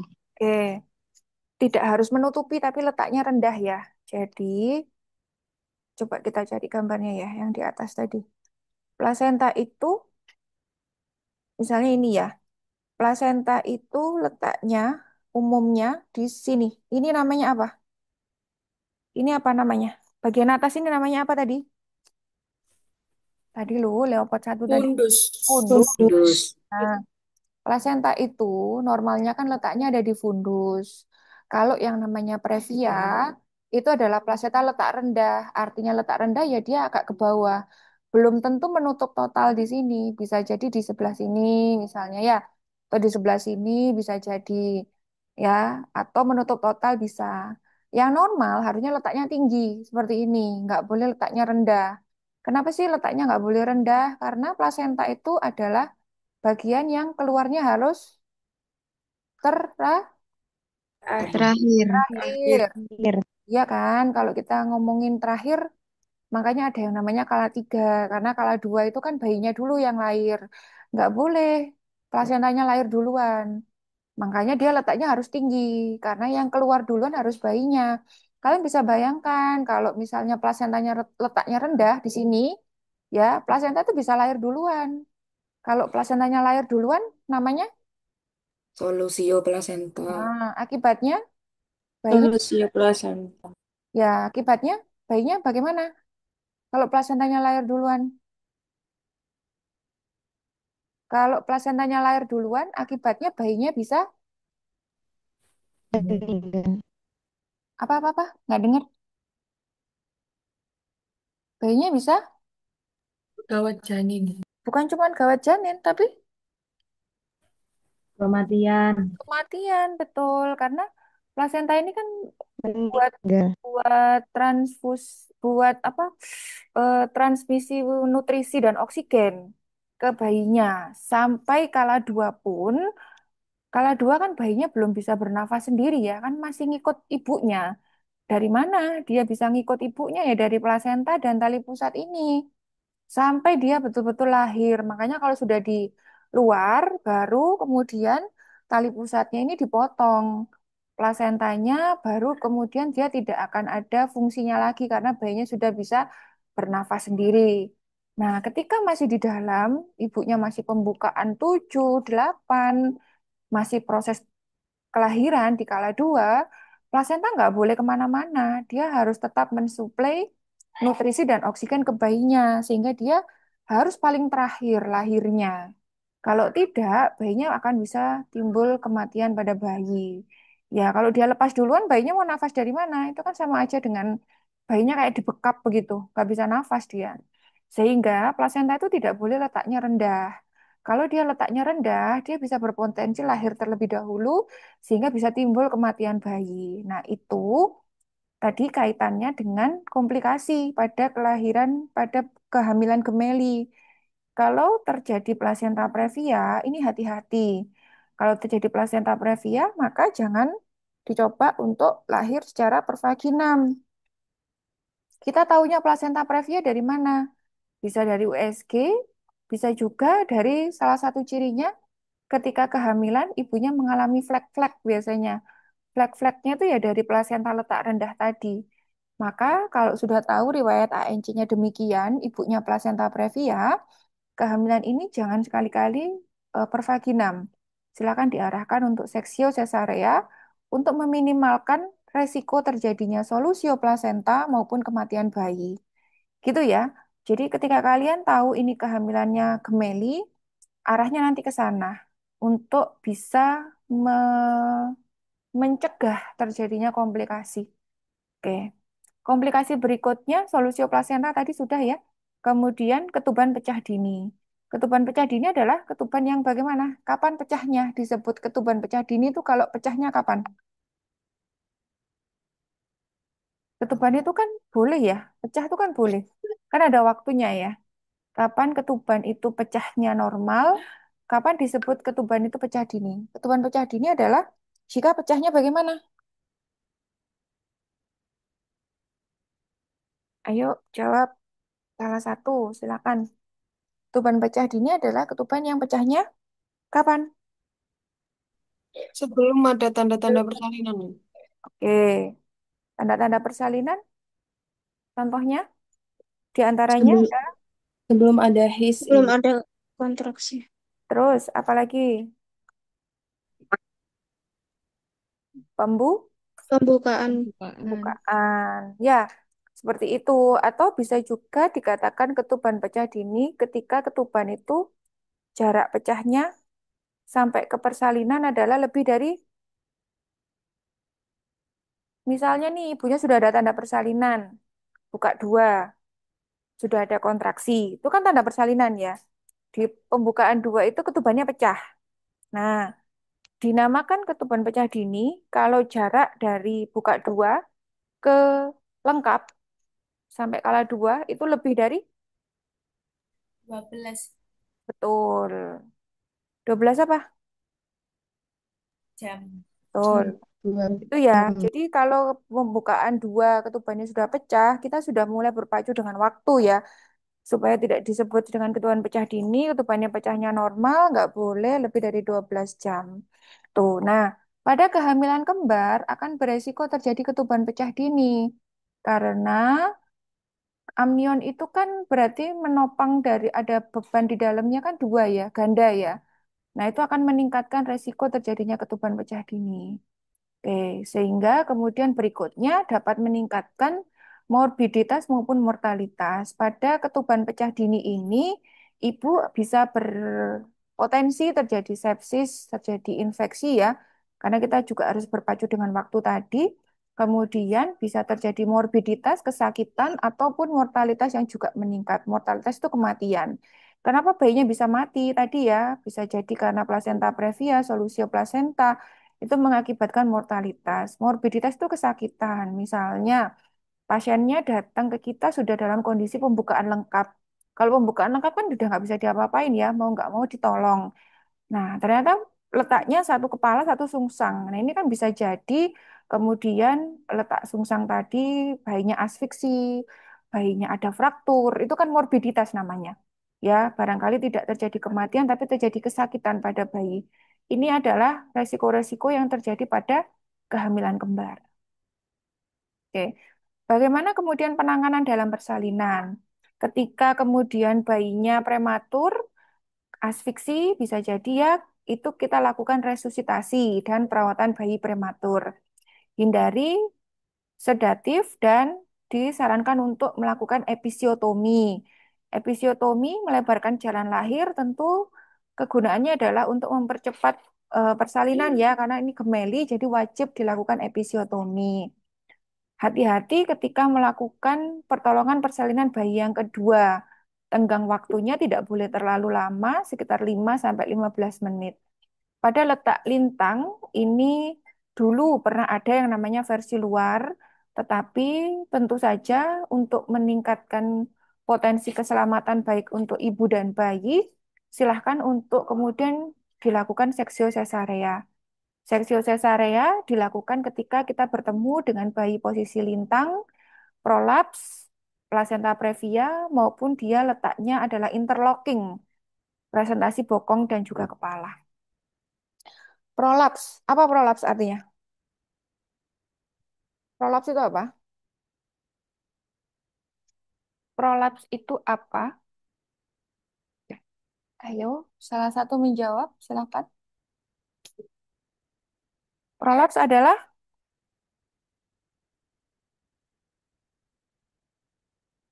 tuh, nggak ada yang jawab. Ayo, prolaps apa? Persalinan. Gimana, Mbak Iva? Komplikasi persalinan. Oh iya, komplikasi yang kayak gimana? Prolaps itu apa? Prolaps funiculi ini loh. Ini apa ini? Ini kan ada istilah nih. Apa artinya?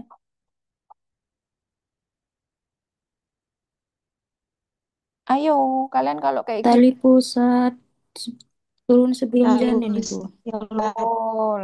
Ya, prolaps funiculi itu tali pusatnya tuh lahir terlebih dulu. Tadi yang saya ceritain tadi ya. Gandengannya plasenta previa, gandengannya solusio plasenta. Ini kan tadi saya bilang tuh, plasenta sama tali pusat itu lahirnya terakhir, harus terakhir. Mau hamilnya tunggal, mau hamilnya kembar, tetap terakhir. Karena dia mensuplai nutrisi dan oksigen. Kalau sampai kemudian entah itu plasentanya lahir duluan, atau tali pusatnya itu lahir duluan, bayinya bisa mati karena dia nggak akan dapat lagi suplai oksigen dan nutrisi dari ibunya. Karena kan dia masih di dalam. Jadi dia itu hanya boleh keluar, si plasenta sama tali pusat hanya boleh keluar ketika janin itu kondisinya sudah di luar kandungan, sudah di luar rahim. Kalau dia masih ada di dalam rahim, plasenta sama tali pusat ini nggak boleh sampai lahir duluan, bayinya bisa mati. Kenapa bisa mati? Ya karena nggak ada yang ngasih dia nutrisi, nggak ada yang ngasih dia oksigen, gitu. Jadi pada kehamilan gemeli, ini bisa terjadi prolaps. Kalau sudah terjadi prolaps funikuli, maka bayinya bisa terjadi kematian, gitu. Baik, sebelum ke kelainan ketuban, ada yang mau ditanyakan? Nggak ada? Kita, Ibu, mohon maaf, izin ke kamar mandi, Bu. ya, oke. Kita selingi dengan absen dulu ya. Tadi kan belum absen. Ibu izin bertanya, Iya, silakan. kalau semisal plasentanya ada dua, itu Hmm. kalau lahir normal tetap bayi-bayi dulu yang lahir, apa bayi sama plasenta yang satunya, terus bayi yang kedua sama plasenta kedua? Ya, itu biasanya tubuh sudah secara alami ya mengatur. Kalau misalnya memang plasentanya cuma satu, biasanya bayinya lahir dulu dua-duanya, baru terakhir adalah plasenta. Tapi kalau memang plasentanya ada dua, ini memang bisa terjadi kemungkinan plasenta yang satu lahir dulu sebelum bayi yang kedua. Ini biasanya sudah secara alamiah tubuh mengaturnya. Cuma memang hati-hati. Kadang kalau kondisinya masih di dalam semua, kita nggak bisa ngelihat. Bayangin, kamu mau ngeliat ngeceknya pakai apa? Sangat terbatas sekali kemampuan bidan untuk bisa ngecek ini plasentanya satu atau dua. Ya, yang jelas prosedurnya tetap sama. Kalau misalnya bayinya sudah di luar, ya kita harus motong tali pusatnya. Gitu, tergantung nih setelah itu yang lahir itu plasenta plasenta atau kemudian bayi. Yang aman, yang kedua yang lahir adalah bayinya saja. Gitu. Kita harus hati-hati kalau yang kedua ternyata lahirnya itu plasenta, sedangkan di dalam itu masih ada bayi. Ini kudu hati-hati ya. Kalau secara APN kan memang ya plasenta pokoknya terakhir harus bayi dulu. Nah, cuma pada bayi gemeli kadang kita nggak bisa serta-merta menerapkan APN karena begitu langkah cek bayi kedua, ada bayi kedua kan. Kalau di APN kan pastikan tidak ada bayi kedua, baru kemudian kita suntik oksitosin, lakukan manajemen aktif skala 3 kan gitu ya. Tapi ketika ini kemudian gemeli, stop dari situ kita udah nggak bisa nerusin langkah APN. Langkahnya ya segera menolong bayi kedua memang nggak bisa manajemen aktif skala 3 walaupun plasentanya 2. Itu situasi kalau kamu betul-betul kedatangan partesnya lengkap ya. Kalau kamu kedatangan partesnya buka satu, rujuk. Jangan dicoba lahir per vaginam. Sebisa mungkin masih bisa rujuk, silahkan itu lahir di vaskes tingkat lanjut rumah sakit supaya kalau ibunya butuh SC, ya tiba-tiba tali pusatnya menumbung, tiba-tiba terjadi solusio plasenta, dia bisa di SC situ. Ojo diimbu ndek PMB. Jangan coba-coba dilakukan pertolongan pervaginam kecuali datang sudah kroning. Tapi kondisi gawat darurat, kamu tahunya pasien masih buka dua, masih buka tiga, pokoknya masih nututi untuk dirujuk, silakan dirujuk saja. Supaya nggak kamu tanya barusan yang ditolong yang mana dulu, Bu. Nah, itu pasti panik itu nanti. Itu ya, bisa Nggih, dipahami, Ibu. Mbak Sonia. Kalau Bisa. misalnya memang kondisinya kroning, tetap intinya plasenta itu terakhir. Kita nggak akan bisa tahu tuh plasentanya satu atau plasentanya dua. Keterbatasan dari bidan itu. Ya, itu ya. Nggih, Ibu. Terima kasih. Oke. Ada lagi yang mau tanya? Dadah, absen ya. Yuk, silakan dua-dua mulai dari awal. Abella Jenar Putri dengan NIM 22104001 hadir Ibu.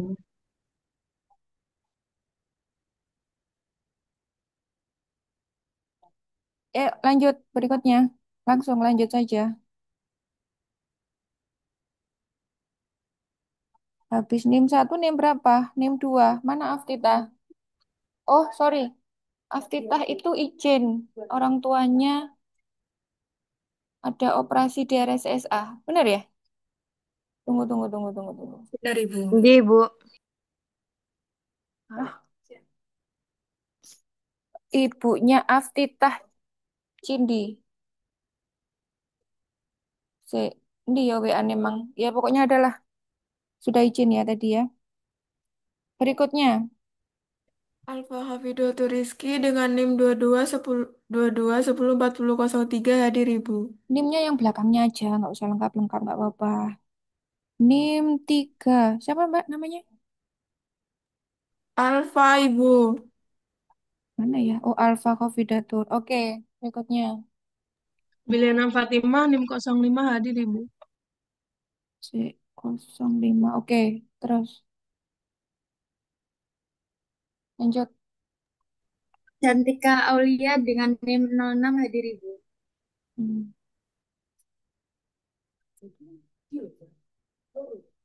Sisi Aprilia dengan NIM 07 hadir Ibu. Desta Kaulandari dengan NIM 09 hadir Ibu. Dwi Kuratul Aini dengan NIM 10 hadir Ibu. Eka Ayu Lailatul Jannah NIM 12 hadir Ibu. NIM 12. Kamu pakai seragam apa enggak itu? Kenapa, Bu? Pakai seragam apa enggak jilbabnya itu? Tidak, Ibu. Kenapa? Semalam habis dicuci. Loh, cuma punya satu dah. Ada tadi kekecilan. Terus kamu pakai seragam apa enggak bawahannya? Bajunya. Kamu pakai seragam apa tidak bajunya?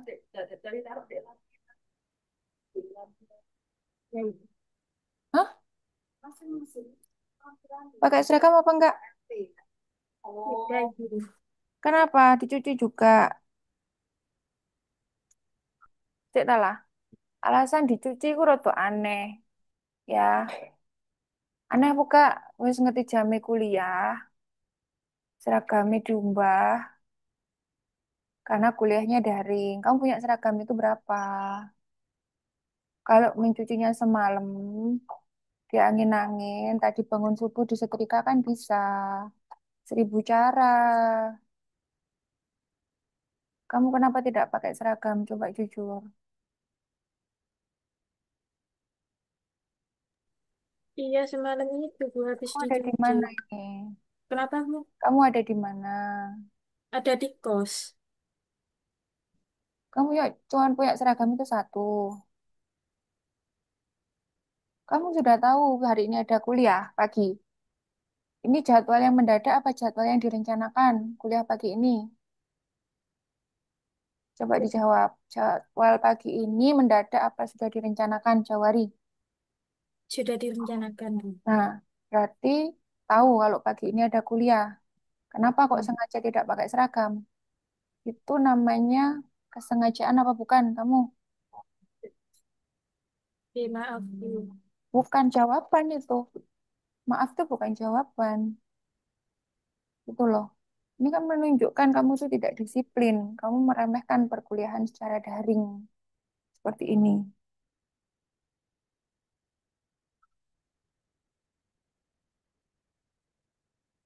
Lanjut nih berikutnya. Eva Putri Rahayu NIM 13 hadir, Ibu. Fairuz Salsabil NIM 14 hadir Ibu. Sebentar, sebentar. 13 mana ya? Harus 14. Eva Putri 13. Oke. Terus berikutnya. Ferlicia Delia Yulandari NIM 15 hadir, Ibu.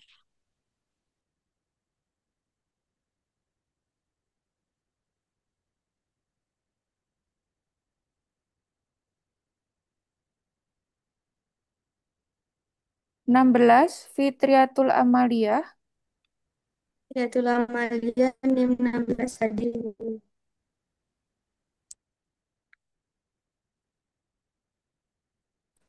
Holilatul Hadiro NIM 17 hadir Ibu. NIM 18 Iberta hadir Ibu. Iva Diana Sara NIM 19 hadir, Ibu. Imelda Yunia NIM 20 hadir Ibu. Indah Faimatu Soleha NIM 21 hadir Ibu. Bentar. 20 Imelda, 21 Indah. Oke, lanjut. NIM 22 Jihan Finalasan hadir, Ibu. 22. NIM berapa barusan? 22, Ibu. Tunggu, tunggu. 22, oke. Terus? NIM 23 Kristiana Ningsih hadir, Ibu. NIM 24 Lailatul Rafrafi hadir Ibu. Lailatul Rafrafi apa pakai 2 gadget? Enggak Ibu, pakai 2 device. Oh, sebentar. 24 Lailatul Rafrafi. Lanjut. NIM 25 Lala Amengla hadir Ibu. Oke. 25. Tunggu ya. Oke, terus? NIM 27 Mirlinda Cindy hadir Ibu. 27. Oke, lanjut. NIM 28 Mutmainah hadir Ibu. 28. Lanjut. NIM 29 Nabila Zahra hadir, Ibu. Terus lanjut. NIM 30 Nadia Mailinda hadir Ibu. Ya. NIM 31 Nadia Cika hadir, Ibu. Berikutnya. NIM 32 Nanda Putri hadir Ibu. NIM 3. 33 Nur Bentar.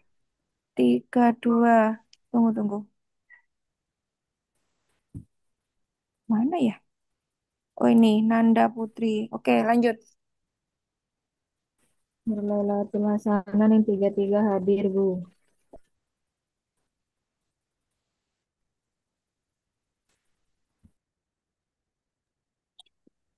NIM 35 Rayania Salsabila hadir, Ibu.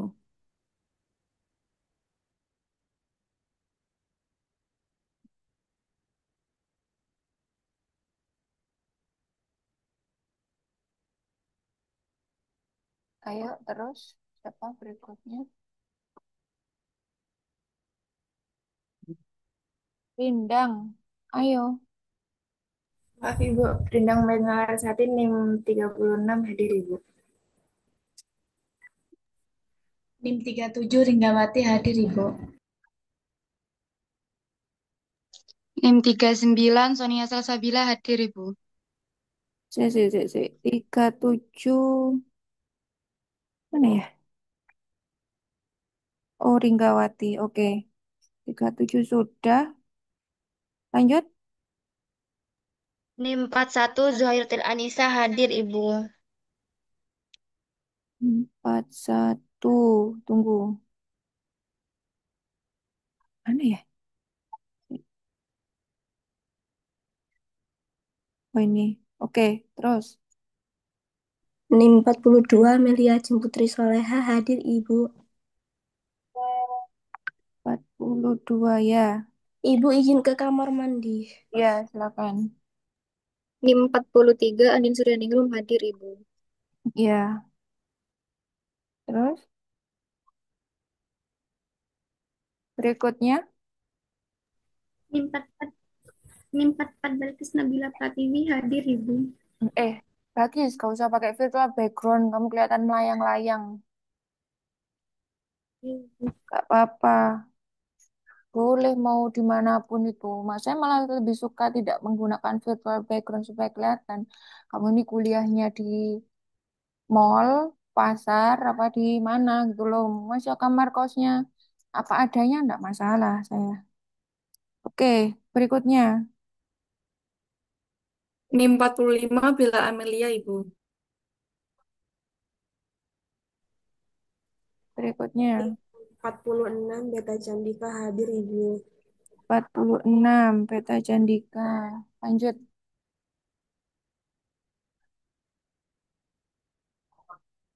Sudah ya? Habis ya? Sik. Tadi Rosiana ada kok. Belum saya cawang gitu. Rosiana sedang operasi, Ibu. Oh, oke. Sakit ya. Oke, baik. Jadi hari ini Rosiana sakit, Eka Ayu nggak pakai seragam, Aftitah yang orang tuanya ke Malang operasi sudah. Ada yang belum saya absen? Sudah? Oke. Sebelum kita lanjut ke slide berikutnya, silahkan yang mau ke kamar mandi sekarang boleh ke kamar mandi. Budini juga mau ke kamar mandi sebentar. Kita break 2 menit ya. Boleh ke toilet, silahkan.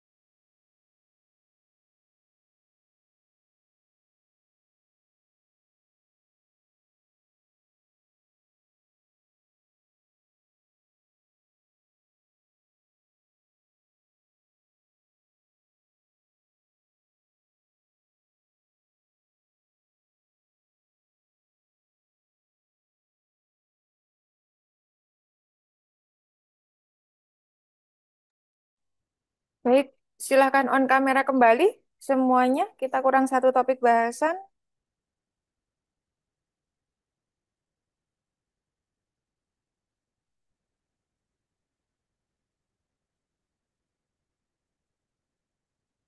Yuk, yang belum on kamera saya tunggu.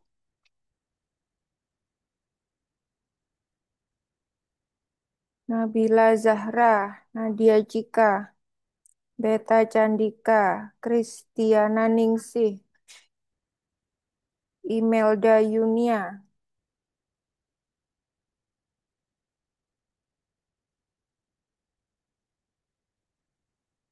Christian, Ibu permisi, ya, mau izin ke kamar mandi. nggak dari tadi. Mau ini boleh, buang air besar. Kamu ini nggak bisa mengendalikan sebentar aja. Ya udah, Sudah kebelet Ibu. ya wes ya, ya, ya. Ayo, Beta Candika mana? Ini baru keluar dari kamar mandi Ibu. Hmm. Ya wes, lanjut ya.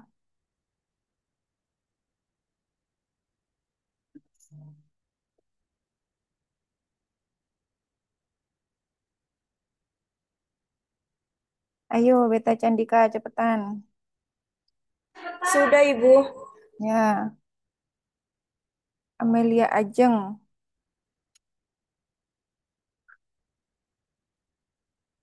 Balkis, oh, udah. Baru selesai Ibu, mohon maaf.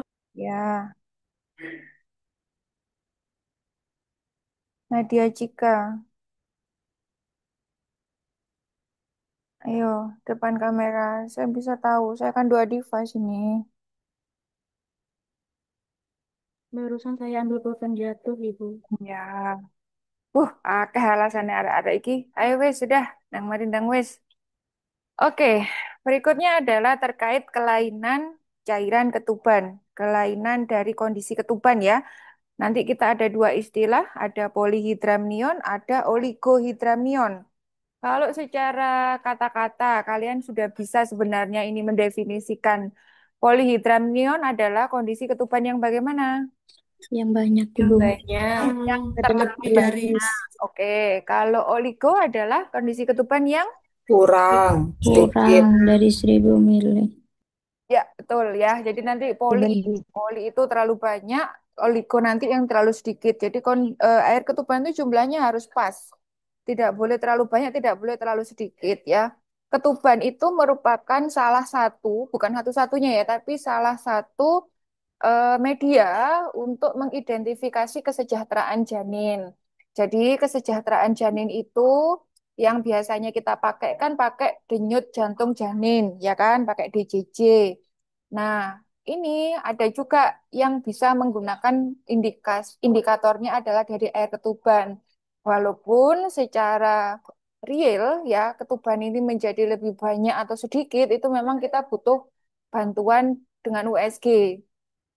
Kalau jumlah ketuban itu terlalu banyak maupun nanti dia itu terlalu sedikit, pasti itu akan mengindikasikan suatu kondisi patologis. Itu ya. Jadi yang normal itu ya ketuban itu tidak boleh terlalu banyak, tidak boleh terlalu sedikit. Kalau dia nanti terlalu banyak atau terlalu sedikit, pasti ada kondisi patologis yang menyertainya.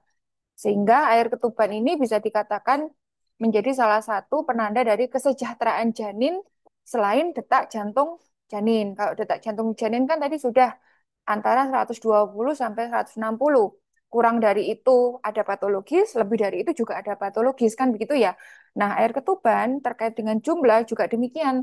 Kurang dari itu berarti tanda bahaya, lebih dari itu juga ada tanda bahayanya. Oke.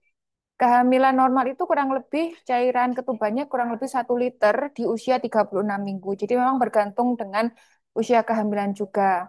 Pada postpartum, cairan ketuban ini bisa mulai berkurang. Sehingga ini menunjukkan adanya kondisi patologis karena ini mengindikasikan bayinya sudah lewat bulan. Ketubannya biasanya akan mulai berkurang. Pada kondisi seperti ini biasanya kehamilan harus segera diterminasi baik itu dengan jalan induksi maupun dengan seksio sesarea. Pada intinya bayinya harus segera dikeluarkan. 2/3 kasus adalah idiopatik tanpa gejala, sepertiganya biasanya diikuti dengan adanya anomali janin, ibunya yang mengalami diabetes atau gestasi multiple. Gestasi multiple adalah kondisi apa tadi? Gestasi itu kehamilan, multiple itu artinya banyak. Gestasi multiple berarti hamil yang bagaimana? Gestasi itu hamil, multiple itu banyak. Gestasi multiple itu berarti bagaimana? Nah, Gestasi multiple itu berarti kehamilan yang bagaimana? Kehamilan Lebih lebih dari dari satu satu janin. Ya, apa namanya berarti nama lainnya? Gemeli. Betul. Ya. Ya, jadi biasanya kelainan cairan ketuban itu terjadi pada anomali janin, janin yang punya kelainan kongenital. Ya, ada cacat di tubuhnya. Ibu yang mengalami diabetes gestasional atau pada kehamilan gemeli. Pada intinya, ini kan kondisi-kondisi patologis ya, yang kemudian manifestasinya bisa kita lihat melalui cairan ketuban pada saat ibu masih hamil kurang lebih di 36 minggu. Hampir sebagian kasus hidramnion sedang dan berat ditemukan adanya anomali janin, khususnya malformasi sistem syaraf pusat dan GI tract, atau di sistem gastrointestinal atau di pencernaannya ya. Ini ada kelainan yang kemudian biasanya diikuti dengan cairan ketubannya yang mengalami kondisi hidramnion. Oke, jadi hati-hati ya ketika kita menjumpai tadi tinggi fundus uterusnya melebihi dari usia amenorenya atau sebaliknya. Tinggi fundus uterusnya kurang dari periode amenorenya.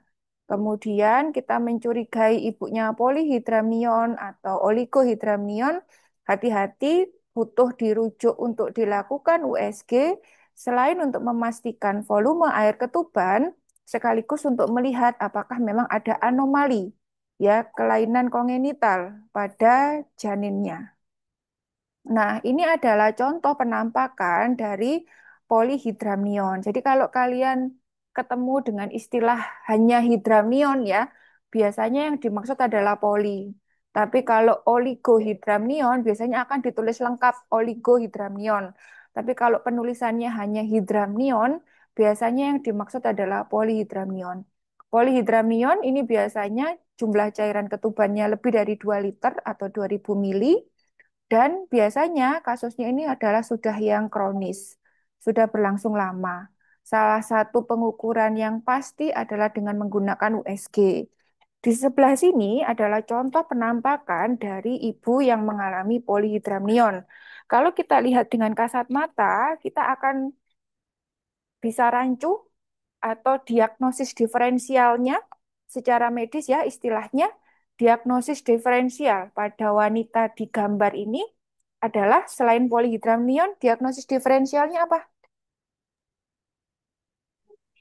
Diagnosa diferensialnya apa? Kalau ngelihat kayak gini bisa polihidramnion ini kan bisa juga apa? Kalau secara ngelihat doang ini Gemeli, Bu. iya Gemeli. Meli gitu ya Gemeli. caranya menggunakan kata-kata diagnosa diferensial.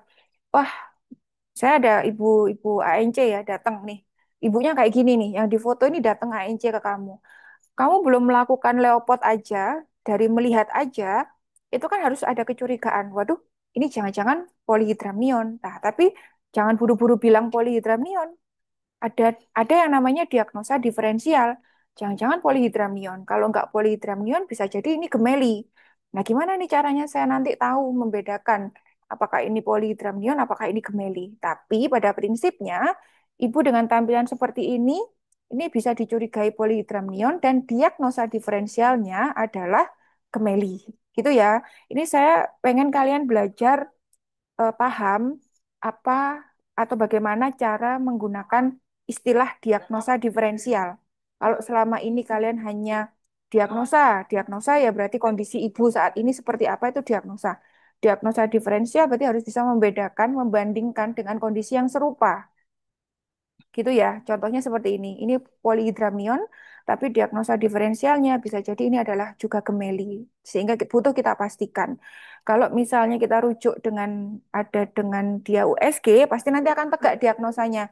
Eh, apa? Ini polihidramnion atau ini gemeli. Karena kalau USG kan pasti jelas ya. Nah, kalau yang tampil di PPT ini adalah contoh penampakan polihidramnion pada ini ditemukan ya di sini keterangannya hingga 5 liter cairan ketubannya. Padahal secara normal ibu itu kapasitas uterusnya sekitar 4.000 sampai 4.500 ya, tapi pada kondisi patologis nih bukan lagi setinggi PX ya, ini sudah di atasnya PX TFU-nya. Bahkan pada kondisi berdiri. Ini kalau ibunya kondisinya tidur dilakukan Leopard 1 ini TFU-nya pasti lebih di atasnya PX ini. Ini sudah melampaui batas maksimal dari kemampuan seorang ibu. Biasanya ya luar biasa banget ya seorang ibu masih bisa berdiri tegak, masih nggak kelihatan kesakitan ya, walaupun sebenarnya ini pasti menyakitkan sekali nih menopang uterus dengan sebesar ini. Oke, ini adalah klasifikasi derajat dari polihidramnion. Ada yang ringan, ada yang sedang, ada yang berat. Dengan pengukuran besar dari kantong ketubannya, yang tentu ini hanya bisa dilakukan dengan USG saja. Gejalanya overdistensi, dyspnea, dan juga edema kaki. Overdistensi, ibunya terlalu ini ya, apa? Menopang punggungnya terlalu hiperlordosis. Kemudian ada udem biasanya di kakinya. Cara mendiagnosanya secara klinis biasanya melalui USG ya, ini yang pasti dengan mengetahui berapa indeks dari kantong ketubannya, ini untuk mendiagnosa derajatnya juga ringan, sedang atau beratnya. Kemudian pada saat melakukan palpasi, mulai dari Leopard 1 sampai seterusnya, biasanya bidan akan kesulitan meraba bagian janin. Kita akan kesulitan menentukan pada saat misal Leopard 1, menentukan apa yang ada di fundus, di Leopard 2 menentukan mana punggungnya, mana bagian kecilnya, Leopard 3 menentukan bagian bawah janin, bagian bawah yang ada di perut ibu. Ini kita akan kesulitan. Semua bagian itu tampak sulit untuk difiksasi karena banyak cairan di dalam uterus ibu. Nah, ini adalah salah satu kecurigaan yang bisa dilakukan, yang bisa didiagnosa, bukan didiagnosa, yang bisa di-screening oleh pemeriksaan bidan. Pada saat melakukan leopard, kita kesulitan meraba bagian-bagian dari janin. Ini adalah kecurigaan dari ibunya mengalami polihidramnion. Kemudian juga kita biasanya akan kesulitan mendengar bunyi jantung janin. Jadi, tadi kan diagnosa diferensialnya kan gemeli ya. Tapi misalnya kita palpasi, kemudian ternyata kita kesulitan menentukan bagian-bagian dari janin, maka ibu ini polihidramnion apa gemeli? Pada saat melakukan palpasi, kita kesulitan menentukan bagian-bagian janin, maka ini polihidramnion apa gemeli? Polihidramnion. Oke. Tapi pada kondisi TFU-nya yang seperti ini, kita meraba dua kepala janin, maka polihidramnion apa gemeli? Gemeli. Gitu ya. Jadi sama-sama TFU-nya besar, kita harus bisa kemudian menapis ya. Yang mana ini? Sama-sama kalau dari TFU sama-sama dia melebihi periode amenorenya. Tapi pada saat melakukan palpasi, oh ternyata kita kesulitan menentukan bagian-bagian dari janin, baik bagian yang ada di fundus, bagian bawah, itu kesulitan. Semuanya tampak sama. Nah, itu kecurigaannya adalah pada polihidramnion. Tapi kalau misalnya sama-sama TF-nya besar, kita bisa menentukan 2 DJJ yang berjauhan letaknya dengan interval lebih dari 10, ini berarti gemeli. Gitu ya. Tapi kalau udah TFU-nya sama-sama besar, sama sekali tidak bisa mendeteksi adanya DJJ. Sulit sekali mendeteksi DJJ. Berarti ini adalah polihidramnion. Ini di UTS UAS kasus gitu ya, keluarnya ya, seorang ibu datang dengan TFU satu jari di atas PX dan kemudian DJJ tidak dapat didengarkan dengan jelas. Maka ibu tersebut dicurigai mengalami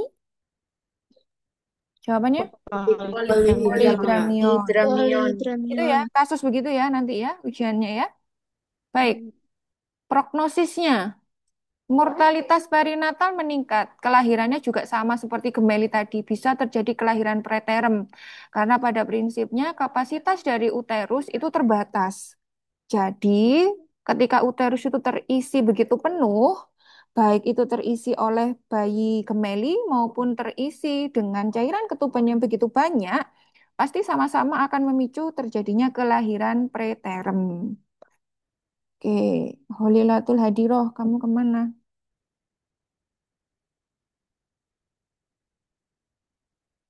Holilatul Hadiroh. Oh, nggak ada kan? Ini yang izin sakit perut tadi ya? Saya lupa. Siapa tadi namanya? Iya nggak? Saya, Ibu. Oh, bukan ya? Yang izin perutnya sakit tadi bukan Halilatul Hadiroh ya? Saya tadi yang izin, Ibu. Nah, iya, bukan Halilatul ya? Siapa? Mbak Halilatulnya mana sekarang? Kak Ono ya, Halilatul ya? Ini dari tadi.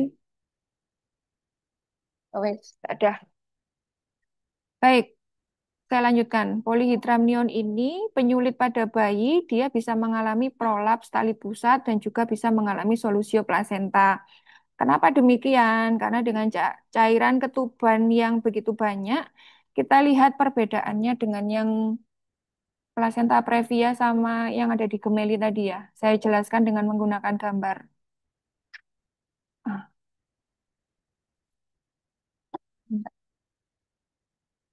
share screen-nya kok saya matiin. Tunggu, tunggu. Nah, sudah ya, kelihatan ya. Nah, tadi kalau pada kehamilan gemeli, plasenta plasenta itu kan tetap harus yang keluarnya terakhir ya. Pada setiap persalinan, mau itu gemeli, mau apapun itu kan plasenta itu harus letaknya yang tinggi, kemudian keluarnya terakhir. Kan gitu ya, secara teori. Keluarnya harus terakhir karena dia harus mentransfer nutrisi dan oksigen, supply, sampai bayinya ada di luar uterus. Nah, kalau cairan ketuban, bolehkah cairan ketuban itu keluar sebelum bayi? Cairan ketuban keluar dulu Boleh, Ibu. boleh dan memang harus ya. Makanya ada makanya Boleh. malah ada prosedur amniotomi ya. Kalau pembukaannya lengkap, ibunya mau dipimpin persalinan, ketubannya harus pecah dulu ya. Sehingga ketuban itu kan pada dasarnya secara fisiologis memang lebih dulu keluarnya dibandingkan bayi. Nah, kalau jumlah air ketubannya itu banyak, polyhydramnion, ini prinsip fisika ya.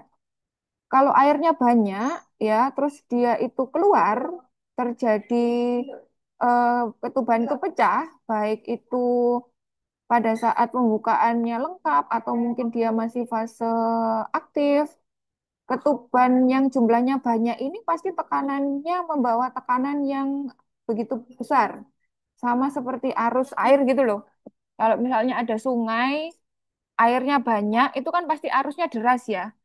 Ibaratnya kayak gitu. Nah, ini kalau polyhydramnion, ketubannya terjadi pecah, terus keluar, arusnya kan besar. Nah, itu bisa berpotensi membawa tali pusat ini menjadi keluar, yang akhirnya terjadi prolaps. Itu yang harus hati-hati. Kalau cairan ketubannya jumlahnya normal, dia resiko kecil terjadi prolaps. Tapi kalau jumlah air ketubannya begitu banyak, itu bisa menimbulkan arus yang begitu besar ketika ketuban ini pecah. Sehingga arus yang begitu besar tadi bisa membawa tali pusat itu menjadi keluar. Ini yang berbahaya, karena tali pusat sama plasenta ini kan satu kesatuan yang keluarnya itu harus terakhir. Berbeda dengan cairan ketuban yang memang dia secara fisiologis harus keluar dulu. Nah, ini kalau kondisinya polyhydramnion, ini akan bisa membawa tali pusat ikut keluar karena terbawa arus tadi. Kan sifatnya sama-sama air ya. Sehingga air ketuban itu bisa membawa tali pusat keluar karena dia jumlahnya terlalu banyak. Dan kalau itu terjadi, pasti akan timbul kematian pada bayi. Kalau yang ikut ke bawah keluar plasentanya, ini bisa jadi solusio plasenta. Gitu ya, jadi kalau kalian memahami, insya Allah penyulit pada bayi dengan polihidramion? Jawabannya prolaps tali pusat, solusio plasenta ini nggak perlu dihafal, tapi dipahami. Cara memahaminya seperti yang Bu Dini jelaskan barusan. Kalau pada ibu, biasanya bisa terjadi HPP, solusio plasenta, dan juga disfungsi uterus. Ini sama mirip seperti gemeli tadi, uterus yang teregang begitu besar, ini dapat menyebabkan sensitivitas uterus menjadi berkurang, sehingga ibunya bisa atonia uterus yang bisa menimbulkan perdarahan atau HPP. Oke. Penanganannya pada derajat ringan dan sedang biasanya ditangani tanpa intervensi sampai terjadi persalinan dan ketubannya pecah dengan sendirinya. Jika terjadi dyspnea, nyeri abdomen, atau sulit bergerak, maka ibu harus dirawat di rumah sakit, tirah baring, pemberian sedatif, atau preparat diuretik untuk bisa mengurangi ketubannya. Gitu. Oke, sebelum ke oligohidramnion, polihidramnion ada yang mau ditanyakan? Holilatul hadiroh, sudah balik apa belum? Ibu, mohon maaf barusan ke kamar mandi kebelet banget Ibu. Oke, sebelum ke oligo, polihidramnion ada yang ditanyakan? Tidak ada? Lanjut ya. Oligohidramnion, kebalikannya poli, berarti ini adalah cairan ketuban yang jumlahnya sangat sedikit. Ada dua, oligohidramnion dini dan juga lanjut. Oligohidramnion dini terjadi apabila obstruksi saluran kemih janin atau terjadi agenesis ginjal. Ini ada kelainan anatomi, terjadi karena ada kelainan anatomi dari janinnya. Kalau oligohidramnion lanjut adalah yang berkaitan dengan volume air ketuban ibu yang berkurang setelah usia kehamilan 35 minggu. Prognosisnya, biasanya oligohidramnion ini mirip seperti polihidramnion tadi diikuti oleh adanya tanda-tanda kecacatan pada janin secara kongenital. Resikonya terjadi kompresi tali pusat. Tali pusatnya bisa terjepit. Deselerasi selama persalinan. Jadi persalinannya menjadi lambat, pembukaannya menjadi lambat, hisnya semakin lama jadi bisa berkurang. Angka seksio sesarea meningkat 5 kali lipat. Peningkatan frekuensi denyut jantung janin. Frekuensi denyut jantung janin yang meningkat istilahnya adalah DCC bayi lebih dari 160 atau frekuensinya meningkat dinamakan Takikardi. takikardi, betul. Kalau kebalikannya, kalau kurang dari 120 disebut dengan Bradikardi. bradikardi. Oke. Sudah selesai ternyata. Kelainan HIS kan sudah ya, pekan kemarin. Baik, ada yang mau ditanyakan? Dua topik hari ini, kemeli sama kelainan ketuban. Belum ada, Ibu. Belum ada. Saya punya utang ini ya, tunggu. Di pekan kemarin itu ada 6 orang tercatat yang izin maupun terlambat harus ada tugas tambahan.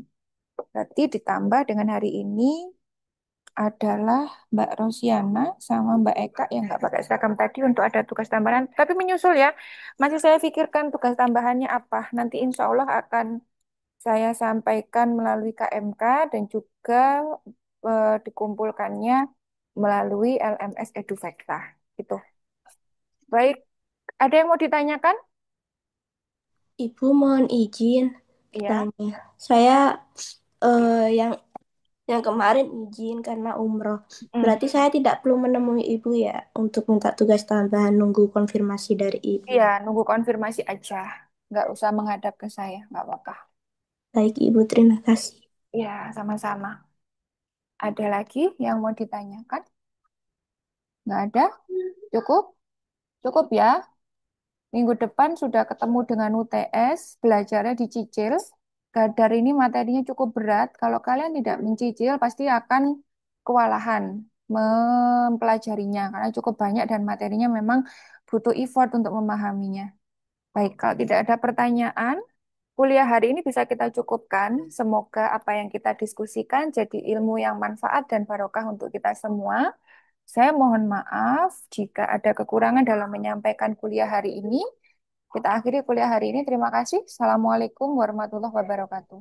Waalaikumsalam warahmatullahi wabarakatuh. Terima kasih, Terima kasih, Bu. Ya, sama-sama. Saya izin live ya. Nggih, Bu. Ibu. Iya, Bu.